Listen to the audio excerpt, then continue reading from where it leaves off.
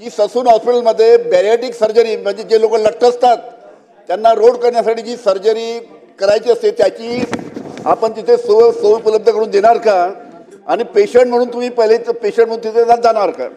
तर मी व्यवस्थित व्यायाम करून माझं वजन मी कमी करेन, त्याबद्दल चिंता तुम्ही करू नका. ह्या ससूनमध्ये चाललं काय, जे गुन्हेगार आहेत गुन्हेगारांना पाठीशी घालतात, कुठले उपचार करत नाहीत, त्यांना आपण बढती का देतो, त्यांना निलंबित का करत नाही?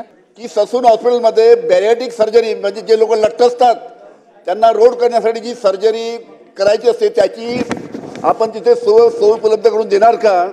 आणि पेशंट म्हणून तुम्ही पहिले पेशंट म्हणून तिथे जाणार का? अध्यक्ष महोदय, त्याच्यामध्ये मी घाबरलो का की बहुतेक त्याची असं वजन कमी केल्यावर सुद्धा लोकांच्या अनेक तक्रारी झाल्या म्हणून मी ती केलेली नाही, परत वाढलं.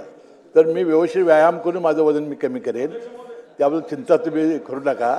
ससूनमध्ये आपण गेल्यानंतर मागच्या आठवड्यामध्ये एक क्लिप आली होती आणि त्या क्लिपमध्ये डॉक्टर पैसे मागत होता रुग्णाला, आणि हे करत असताना त्या डॉक्टरवर आपण कारवाई काय केली हा महत्त्वाचा भाग.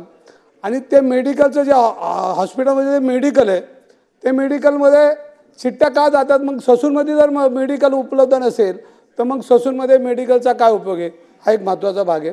आणि ह्याच्यामध्ये मागच्या वेळेला आपण अंमली पदार्थामध्ये संजीव ठाकूरांची चौकशी चालू केली आणि त्यांना कुठली कारवाई नाही करता सोलापूरमध्ये त्यांना डीन म्हणून दिलं.